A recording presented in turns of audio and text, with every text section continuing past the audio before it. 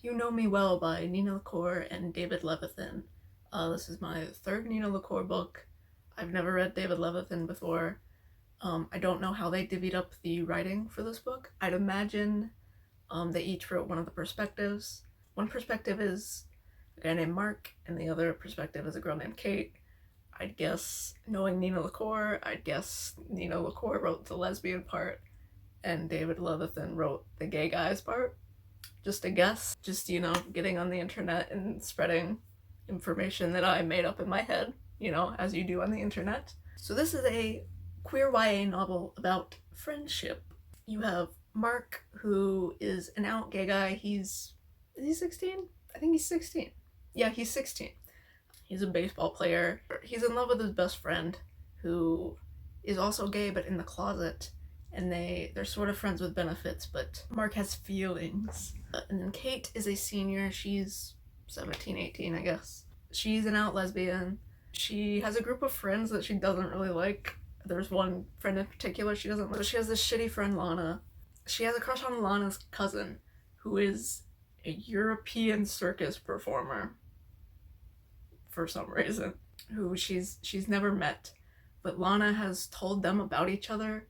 She's also lied. Kate is an artist. She wants to go to art school. And so Lana has lied that Kate is already in some art show and is like some hotshot.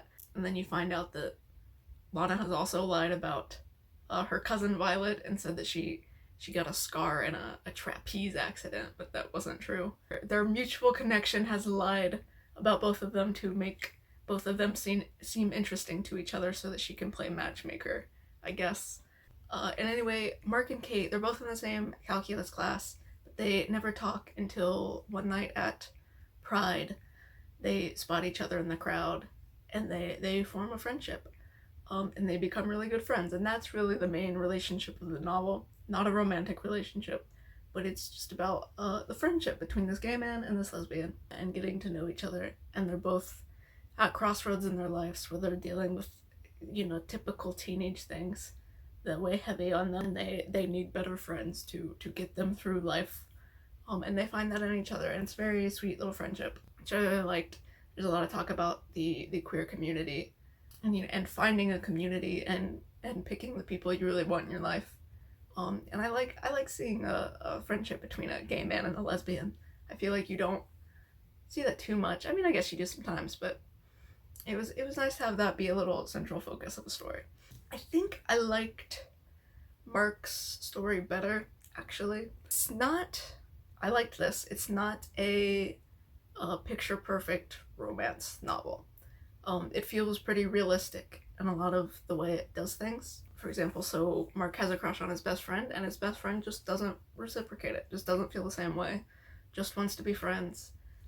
In most novels, this would be that the best friend's just too scared to come out and admit his feelings, and that's why they can't be together. But in this, it's just like he just genuinely doesn't see Mark that way, and then they have to reconcile that between the heartbreak and the, do they salvage their friendship? Can they be friends? Do they want to?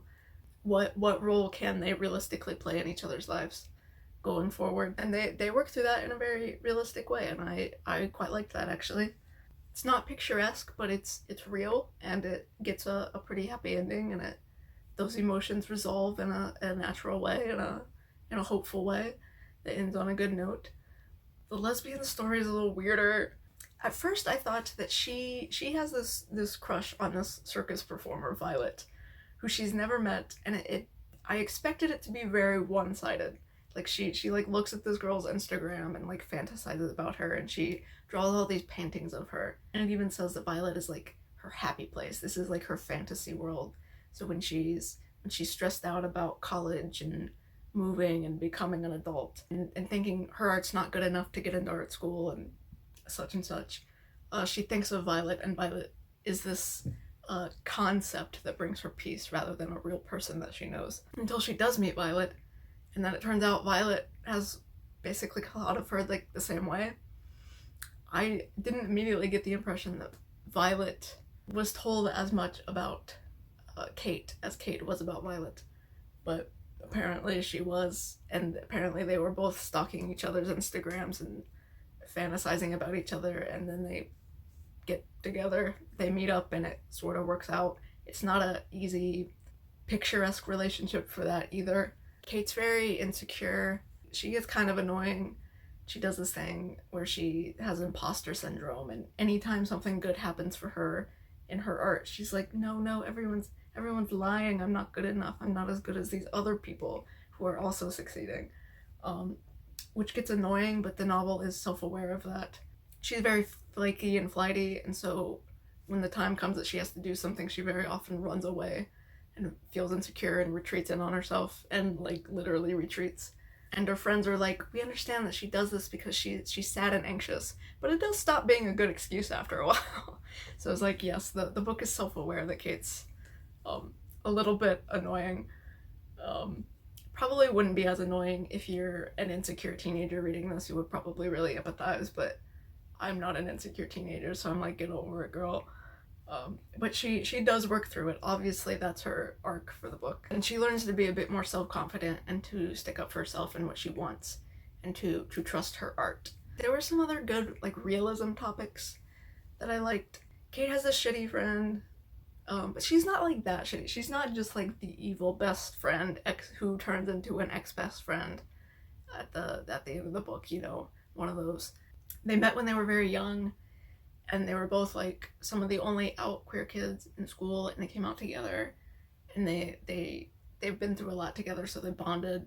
But now they're sort of at a point where they're older, where they're just not as compatible. Kate talks about how why are we with these people? Like at some point we're only hanging out with these people out of obligations to the past, and not because we actually want to be with these people and we still see them the same way and we still value them as important to us. And then she also has a plot point about how everyone calls her Katie, and it's just because that's what her parents started calling her when she was a baby. That was just the nickname that was chosen for her, and she decides that maybe she doesn't want to be Katie, maybe she wants to be Kate and get to choose her own nickname. And how everyone like gives her flack about this, and they sort of mock her wanting to change her name, even though it's still a name. She's like, it's just another form of Catherine. Why can't I change this? Why do I have to be locked into this one thing just because I've done it before? Why can I not grow and decide to want something else?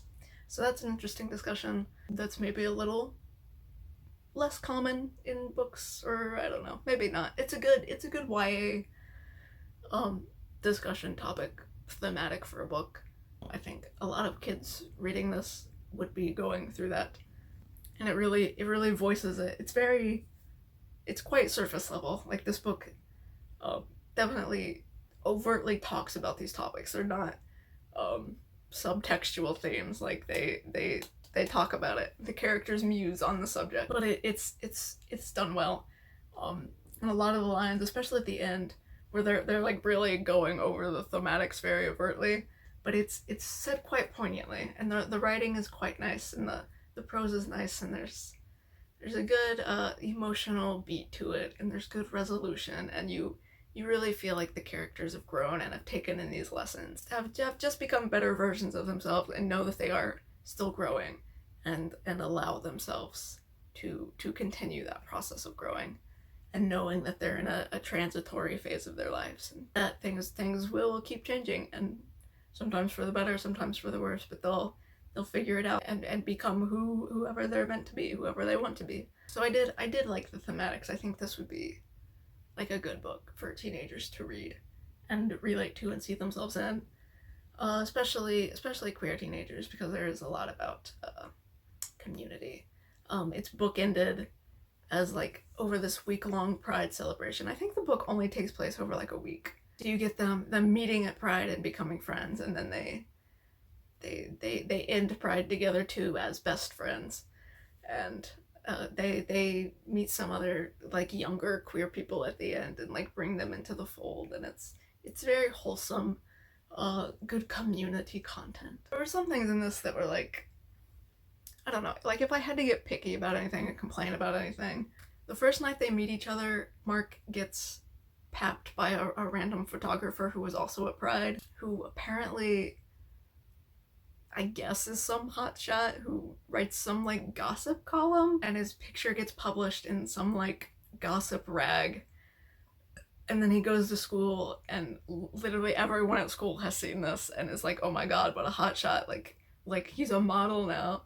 And it's like, I don't know that, I don't know who's reading like these gay gossip columns, or I don't know if it was gay. I felt like it was a gay column, but it was like, it's just like his picture, and then I think Kate's maybe like in the background of this picture, and she also gets a bunch of attention for this. And the photographer ends up inviting them to a party where they go and they meet some other artistic-y people, and then they get Kate a bunch of followers overnight just because she meets them, and I guess they say her name or something. Like, she just wakes up and has a bajillion followers because she met a couple of famous people, I guess, which seems a little unrealistic. But then like that day she gets a message from a local gallery who's like, we have an opening and we need your art. And so she like that day goes to the gallery and sells them her art and gets in the show. And it all happened like very fast in like a fake way. I don't know that internet fame works like that. And then the gallery just like accepts her art. Like, before meeting her, they're just like, yeah, we got your contract already. And it's like, I didn't know that I bought that. But it's fine, whatever. And then I guess I didn't quite love that Violet and Kate sort of end up together, because I just thought the start of their relationship was so weird and like also unrealistic. And I mean, I guess you can have like an idealistic relationship like that and it can work, but it felt like, I don't know, because Marx was so realistic in the way that sometimes things just don't work out, even in like the very simple premise of your best friend who you're both gay and you've been hooking up, and you know, one of you has feelings, so it's very reasonable to assume that the other one also has feelings, but he doesn't. But then having a weird Instagram crush circus performer lady just like you back, that was, I don't know, that didn't feel the most realistic to me. But good for her, I guess. I guess the lesbians get a happy ending. Their relationship is fraught. Like, Kate's again flighty and unsure of herself, and the circus performer is not into that. And she's like, you kind of need to get your shit together, because I don't need this energy in my life. I want you to, you know, be a functioning person, and I don't want to worry about you running out on me, you know. So aspects of their relationship didn't make sense. It was just the meet cute scenario was quite strange. But I mostly liked this. I think it would be good for teens. It's a good YA read for gay men or lesbians or anyone queer, I guess. There's no trans rep, I don't think. There is a non-binary person at the end. Oh, at the end they go to like a slam poetry. It's not slam poetry, but they go to a poetry reading. Some of those poems are better than others, I'll say that. It's fine. They're like teenagers, so of course some of them are gonna write shitty poetry. But I mostly like this book. It'd be good for a teenage audience. Good for the audience it advertises to. Like, that's obviously the demographic who would be reading this. That's who it's written for, and it's written well for them, I think. I gave this 3.5 stars because, I don't know, it didn't blow me away. I'm not the target demographic here. I think teenagers would like this more than me, and I think it's all surface level, which again is maybe fine for teenagers. Not that teenagers can't understand subtext and understand really deep themes in a book, but I think it's okay to have those concepts explored very explicitly, especially in a book about gay teens, where maybe this is in like a school library and like straight kids are reading it, and it would be beneficial for them to read just very straight textual musings on the queer community and friendship. So it's a pretty good book. Pretty good overall. Good for what it is. It is what it wants to be. Is it my favorite Nina LaCour? It's definitely better than We Are Okay, that's for sure. I read Everything Leads to You by Nina LaCour a couple of years ago. Don't remember it well. I feel like maybe the vibes of that one were better. They were like in Hollywood, and it was only about lesbians. Even though I kind of liked the gay guys better in this book, I am mostly interested in lesbian stories, so maybe Everything Leads to You edges this one out a bit, but near the top of my Nina LaCour rankings that I'm doing for some reason. Even though all of her books that I've read so far have been like pretty mid, to be honest. But I will read more. I have a couple more of her books on my TBR. This is episode 2/3, but I only filmed 2 episodes, so episode 2 of the Nina LaCour saga. More to come.